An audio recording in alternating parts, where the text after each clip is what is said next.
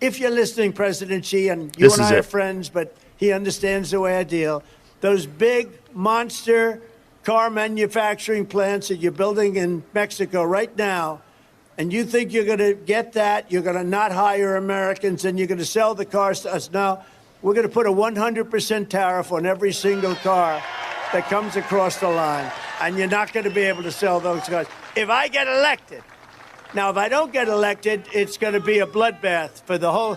That's going to be the least of it. It's going to be a bloodbath for the country. That'll be the least of it. If this election isn't won, I'm not sure that you'll ever have another election in this country. Does that make sense? I don't think you're going to have another election in this country. If we don't win this election, I don't think you're going to have another election, or certainly not an election that's meaningful.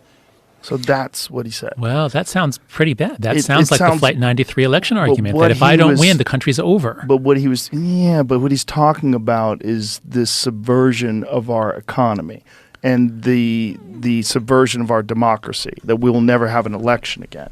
I don't think he's saying that it'll be a bloodbath in terms of a civil war. He's saying that the economy is going to be destroyed. There was no... I was listening for that. I was thinking maybe he meant it as a metaphor. Speech. I didn't hear any... I mean, the bloodbath... It's an unfortunate term, but what he's not, I don't think he's saying it's a civil war.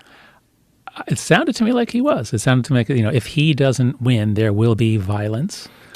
Right. You'd have to really give him a hell of a lot of benefit of the doubt. He's talking about the economy. He was talking about he's talking about China building plants. He's talking about all these things and saying that if he doesn't get elected, it's going to be a bloodbath. It's going to be a mess. I don't